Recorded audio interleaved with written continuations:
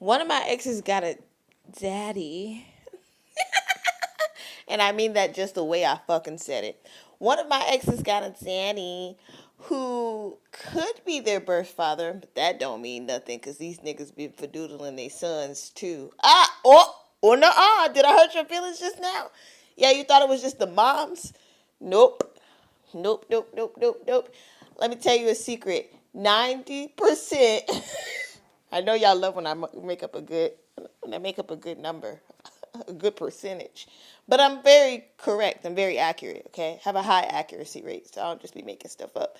90% of the men that I have dated, their fathers and or their mothers, one of the other or sometimes both, have been fadoodling them since they were children. Because everybody that's attached to me is somehow, in one way or another, most of the times, attached to some level of incest, because there's an incest curse on their bloodline, because there was an incest curse on my bloodline. And you only attract what you are. 98% of the time when you out here dating, you're attracting your other half, and your other half, your true other half, has usually encountered the same things you've encountered in your life. So when you're trying to tell your ex-boyfriend about how you was molested as a child and he got all up in arms, it was like, well, you know what I'm saying, made you feel bad, told you was a whore or you was fast or, you know, whatever the case may be, that nigga was touched. And your truth upset him. How dare you try to tell me this truth? Because now I have to sit with and confront the truth of my childhood. And I'm not ready to do that. So clearly you're a bad person. You know?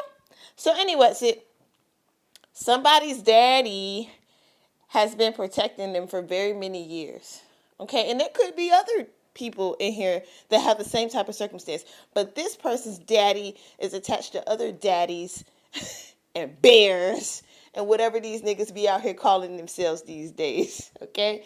And they are part of a separate organization that's separate from the organization that the son is trying to join. And this organization is politicians and all kind of stuff too, but they're real high up.